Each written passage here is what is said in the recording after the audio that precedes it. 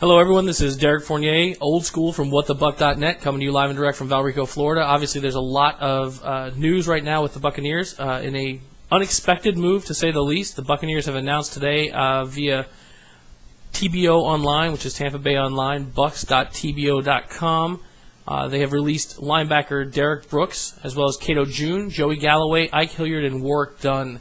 The surprising thing about these releases is that you know all of these players, many of whom, or a number of whom, are sort of Buccaneer legends, Derrick Brooks certainly being one, and Warwick Dunn being someone held in very high esteem. Ike Hilliard, I don't think is necessarily a huge surprise. This is a guy who every year going into training camp you think is going to be the guy cut, yet for some reason he's the only guy who seems to get open on third down, and he has dodged the cut the last 2 years. He's probably not that big a surprise. Joey Galloway, obviously up in years a little bit, had a bit of a bad season last year. Still one of the fastest guys in the NFL when he's healthy, but he hasn't proven that he can be healthy again. With Raheem Morris coming out and saying that he's a guy who wants to see training camp be full pads, full contact, full effort. This is not something Joey Galloway's been able to maintain in the past, so he's not necessarily a big shock either.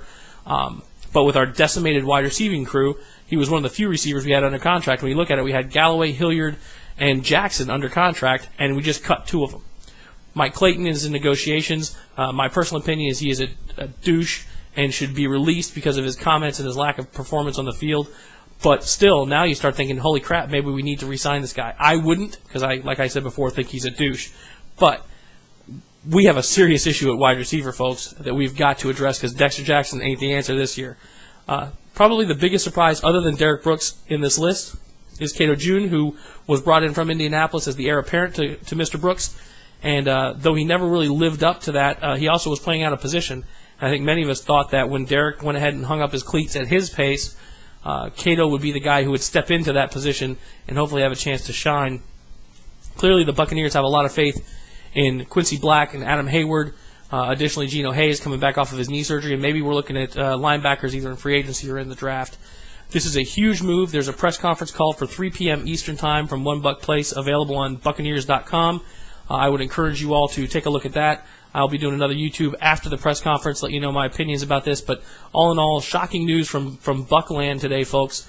4 names you absolutely know, if you're a Bucs fan, cut by the new regime of Mark Dominic and Raheem Morris. Warwick Dunn, Cato June, Ike Hilliard, Joey Galloway, and first ballot Hall of Famer Derrick Brooks, all released today. We'll have more information for you later today after the press conference. Also, we'll be live Thursday night at 7 o'clock at www.whatthebuck.net. Thanks for tuning in.